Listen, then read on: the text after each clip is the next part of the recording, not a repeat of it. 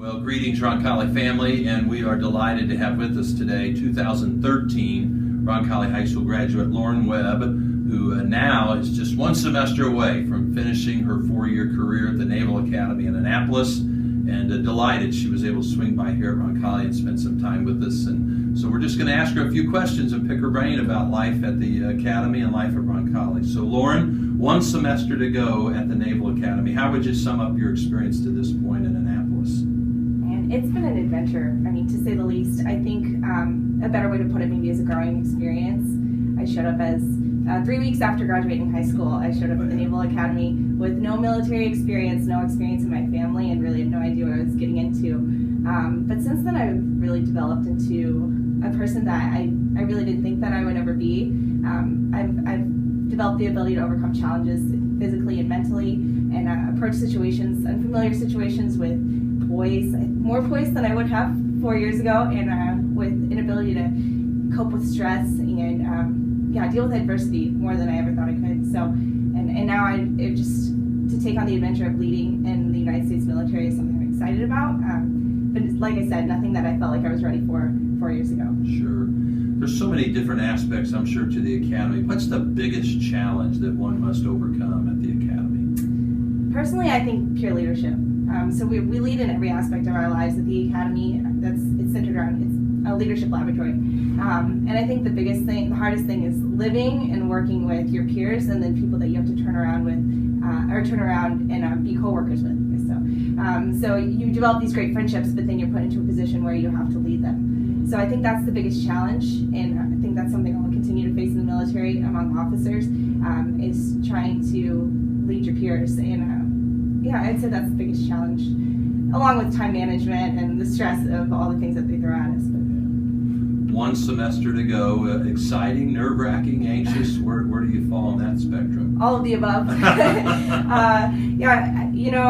Time flies. It flew through high school. Time's flown since I've been at the Academy. I don't expect it to slow down, but I'm excited. I think I'm always excited to take the next step, while also it's a little bittersweet to move on, just because I've enjoyed my time so much and I've developed great relationships. But I'm ready to take on officership, and I'm hoping that I really will be ready when we hit the ground running come May 27th. So. Yeah, well, congratulations on that ahead of time. Big news, big plans here as you leave the Academy, and some big news recently. Can you tell us where your life will go after graduation in May? Yes, so November 17th, we all found out what our service assignment is, and I will be pursuing a career as a Navy pilot, which was my first choice, and I'm really excited. So I'll head to Pensacola sometime next summer and spend about 2 years there, between there and Corpus Christi, Texas, learning how to fly, and then about a year into flight school, they'll tell me what I'm flying. And so I'm really excited. I don't really know what I want to fly. I was saying earlier maybe helicopters, but really anything they'll let me. So wherever they need me is where I'm going. So where'd the interest or the passion in flight come from? Honestly, the first exposure I had to flying a plane was this summer. I was able to solo a little Piper aircraft by myself, and that was the first time I've ever flown a plane, and so by myself. And so I would say that I was more attracted to the people in the community. The community, the aviation community, is just incredible. The people, the camaraderie they have a very work hard, play hard mentality. They're very professional, but at the same time, they're there for each other. Have a great team atmosphere, and I think I was attracted to that most. Sure. Did you land that Piper on land or on a carrier? I landed on land. Man, maybe in a couple of years I'll be there. But very good. Going back to your time at Roncalli, which does seem like just a short time ago, but did such a good job. How did your experience at Roncalli prepare you for the rigors in life at the Academy? Roncalli taught me discipline. I was involved in a lot, but I was also, just by the nature of being a student here, even if you're involved in the very minimum, the teachers and the faculty and the staff, they really demand a lot from you. And I think that taught me to meet deadlines and to accomplish all these goals that were set for me without really any complaint or excuse. And that's really built the foundation for my success at the Academy academically. I'd say more importantly though, Roncalli taught me the meaning of service and my passion for service, and how important it is to be a selfless servant to society, and how much that's needed today. And I think that's easy to see if you just take a look at how society works today, how much we need people like that. and not only through the service program, but honestly just life at the academy or life at Rock Holly. I say the faculty and staff really embody that idea of service, and they really buy into the development and the well-being of their students. And I think that's evidenced by the number of faculty and staff you see at sporting events or extracurricular activities, or how much I knew personally how much my teachers knew about my personal life and would follow up with me at school, and they still follow up with me. I keep in touch with Mr. North and Mrs. Miles, and so many teachers that really are concerned with my well-being and still are. So I think I've learned that the best leaders are those that buy into those that they're leading, so you can inspire them to act from their core. And I really learned that at Rock Holly. Great. So there's one Roncalli memory that still stands out for me, for Lauren Webb. You probably remember that.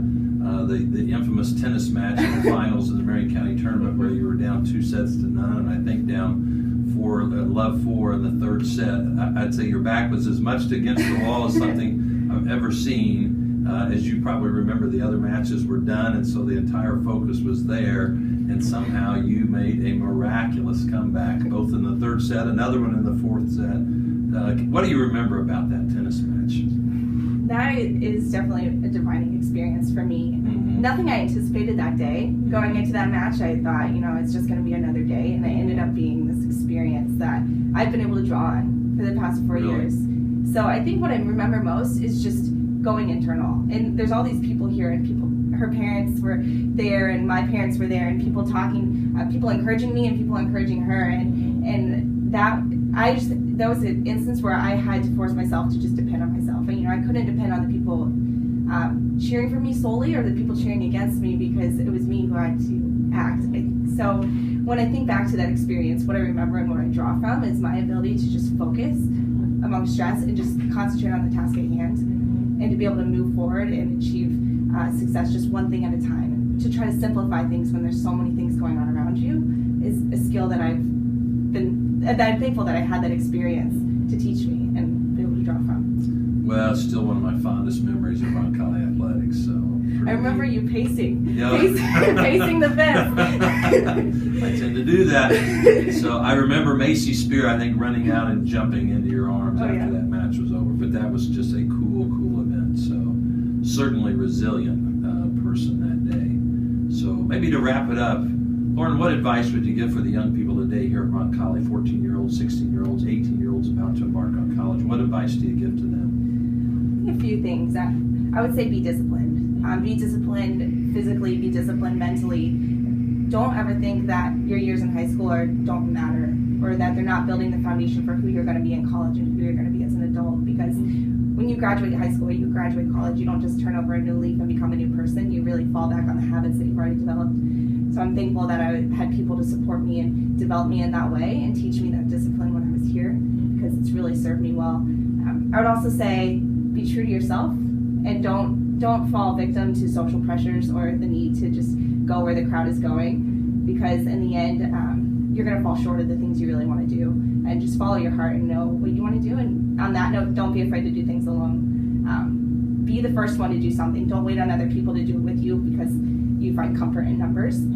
You're never going to grow if you're in your comfort zone. That's something I've learned. So to be able to go out and do things on my own and pursue things without worrying about if someone had been successful before me or if someone's going to go with me, just to go out and fail and then grow from that. I've been able to achieve things that I never thought possible and open doors to opportunities that I have now. So. Great. Well, our mission kind of remains helping young people identify their talents and develop those talents and share them with the world, and you've done a marvelous job of that. We're very, very proud of you, and hope the last semester at the Naval Academy is a very safe, successful one, and then on to flight school. So congratulations, we're proud of you. Thanks, Mr. Rosemar. You're welcome. God bless you, folks.